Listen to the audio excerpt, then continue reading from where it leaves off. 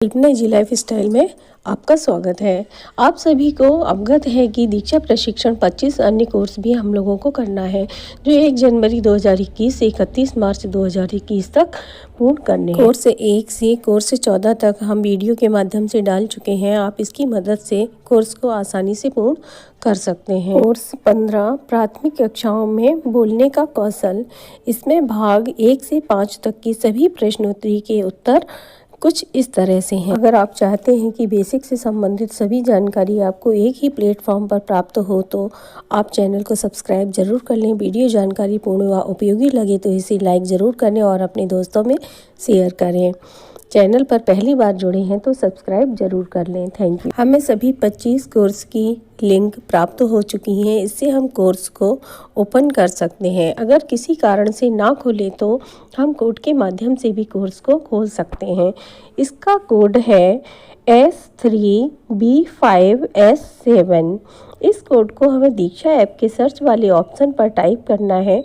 वहां से आपके सामने कोर्स खुल करके आ जाएगा। ज्वाइन वाला पेज खुल करके आ जाएगा। ज्वाइन वाले ऑप्शन पर क्लिक करेंगे तो हमें कोर्स के भाग प्राप्त हो जाएंगे। इसमें 5 भाग हैं। पहला भाग है बच्चे क्यों नहीं बोलते हैं। दूसरा भाग है शुद्धता और धारा प्रवाहित। तीसरा भाग है धारा प्रवाहित से जुड़ी गतिविधियां। चौथा भाग है उच्चारण शिक्षण। 5वां भाग है अपनी समझ को परखें। भाग 5 पर हम क्लिक करेंगे, असेसमेंट वीडियो खुल जाएगी। प्राथमिक कक्षाओं में बोलने का कौशल आकलन मुख्य प्रश्नोत्तरी। इसमें हमें 10 प्रश्न प्राप्त होंगे। प्रशिक्षण पर गहरी समझ बनाते हुए प्रश्नोत्तरी में अधिक से अधिक अंक अर्जित करें। पास होने के लिए 60% अंकों का लाना अनिवार्य है। इस प्रश्नोत्तरी में प्रश्नों के उत्तर कुछ इस तरह से हैं। पहला प्रश्न है, आरती जी की कक्षा में कुछ बच्चे अपनी बात बोलने में झिझक महसूस करते हैं। वे कक्षा के ऐसे बच्चों की बोलने के कौशल को विकसित करने में मदद कैसे कर सकती हैं। आप एक से अधिक विकल्प चुन सकते हैं। पहला ऑप्शन है उन्हें कक्षा में सामने आकर बोलने को कहकर। दूसरा ऑप्शन है उनकी प्रतिक्रिया, विचार आदि की सराहना कर। तीसरा ऑप्शन है उन्हें छोटे समूहों में बोलने की गतिविधियां करवाकर। चौथा ऑप्शन है उन्हें विषय के बारे में रट कर बोलने को कहकर। इसमें हमारा दूसरा और तीसरा ऑप्शन बिल्कुल सही है। वहां पर हम क्लिक करेंगे और सबमिट के बटन पर प्रेस करते हुए आगे बढ़ जाए। आपका विकल्प सही है। दूसरा और तीसरा विकल्प सही है। जारी रखें पर प्रेस करें और आगे बढ़ जाए। प्रश्न नंबर 2, हाल ही में मुकेश जी ने अपने साथी शिक्षकों से बातचीत करते हुए बच्चों के कक्षा में ना बोलने के कारणों को समझने की कोशिश की। आपके अनुसार इसके बाद उनमें क्या क्या बदलाव आ सकते हैं। आप एक से अधिक विकल्प चुन सकते हैं। पहला ऑप्शन है मुकेश जी बच्चों के ना बोलने के व्यवहार के प्रति अधिक संवेदनशील हो पाएंगे। दूसरा ऑप्शन है वे उपयुक्त गतिविधियां सोच पाएंगे जो बच्चों के बोलने के लिए प्रोत्साहित करें। तीसरा ऑप्शन है वे सभी बच्चों को बोलने के लिए नहीं कहेंगे। चौथा ऑप्शन है मुकेश जी कक्षा में पढ़ने लिखने से जुड़ी गतिविधियां ज़्यादा करवाएंगे। इसमें हमारा पहला और दूसरा ऑप्शन बिल्कुल सही है। वहां पर हम क्लिक करेंगे और सबमिट के बटन पर प्रेस करते हुए आगे बढ़ जाएंगे। आपका विकल्प सही है। पहला और दूसरा विकल्प सही है। जारी रखें पर प्रेस करें और आगे बढ़ जाएं। प्रश्न नंबर 3, निम्न में से कौन सा विकल्प सुनने और बोलने के संबंध को सही तरह दिखाता है। किसी एक विकल्प को चुनें। पहला ऑप्शन है सुनने और बोलने की गतिविधियां अलग अलग होनी चाहिए। दूसरा, बोलने की कौशल को विकसित करने के लिए अर्थपूर्ण और रोचक सुनने के मौके मिलना जरूरी है। तीसरा ऑप्शन है सुनना बोलने के कौशल पर आधारित है पर बोलना सुनने पर नहीं। इसमें हमारा दूसरा ऑप्शन बिल्कुल सही है। वहां पर हम क्लिक करेंगे और सबमिट की बटन पर प्रेस करते हुए आगे बढ़ जाएंगे। विकल्प सही है। दूसरा विकल्प सुनने और बोलने के कौशल के सही संबंध को दर्शाता है। जारी रखें पर प्रेस करें और आगे बढ़ जाएं। प्रश्न नंबर 4, मीनल जी अपनी कक्षा दूसरी के बच्चों के बोलने के दौरान की गई गलतियों को उन्हें रोक कर ठीक करती हैं। आपको क्या लगता है इससे बच्चों पर क्या प्रभाव पड़ेगा। किसी एक विकल्प को चुनें। बच्चे आत्मविश्वास से बोलने लगेंगे। दूसरा ऑप्शन है बच्चे सही तरह से बोलने लगेंगे। तीसरा ऑप्शन है बच्चे अपनी बात कहने में हिचकिचाहट महसूस करेंगे। चौथा ऑप्शन है बच्चों का धारा प्रवाह बेहतर होगा।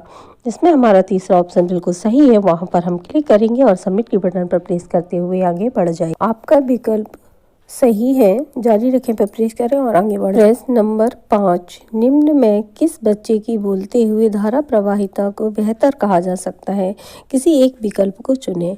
पहला ऑप्शन है राजू की, क्योंकि उसके बोलने में कम से कम रुकावट आती है।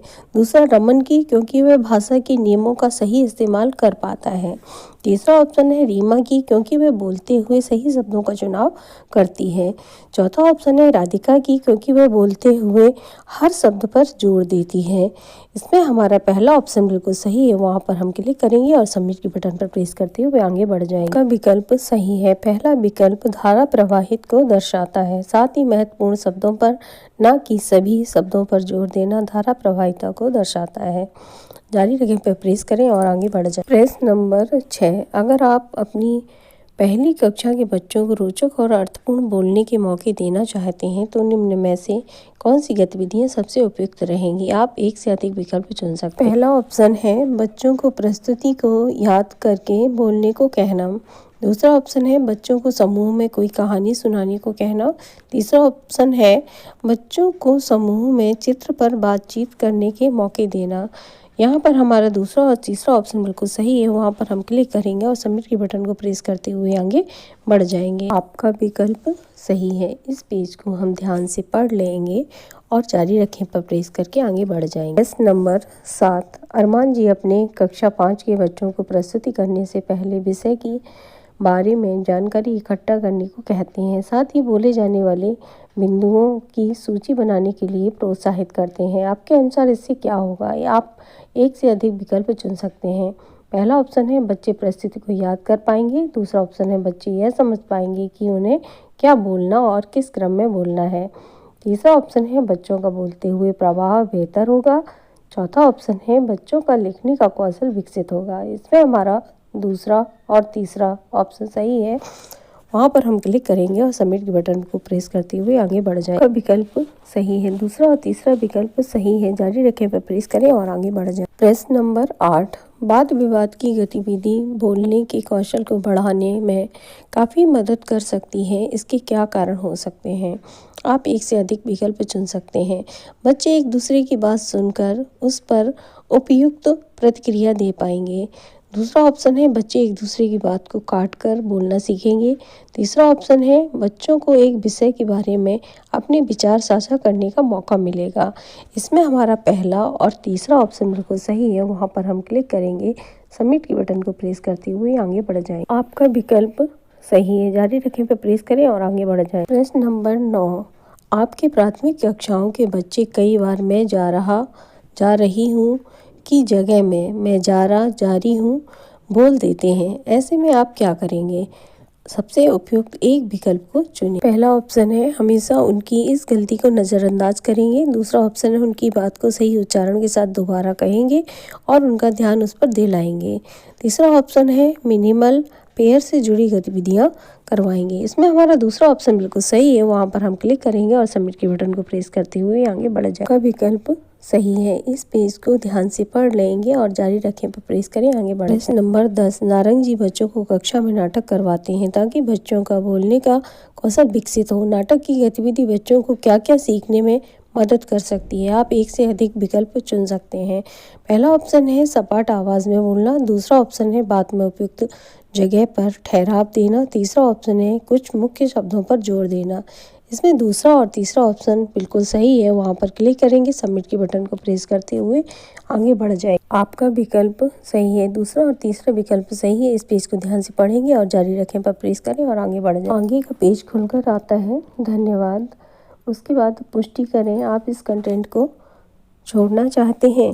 यदि आपने इसी क्रम में उत्तर दिए होंगे तो आपका स्कोर भी 10/10। प्रश्नोत्तरी में अर्जित किए गए स्कोर बहुत महत्वपूर्ण होते हैं। यदि आप स्कोर से संतुष्ट नहीं है तो आप रद्द करें पर क्लिक करें। पुनः आप प्रश्नों के उत्तर दे सकते हैं और अपना स्कोर सुधार सकते हैं। जब आप संतुष्ट हो जाएं तो ठीक है पर क्लिक करके बैक हो जाए। रेटिंग का पेज खुल करके आता है, आप रेटिंग कर देंगे।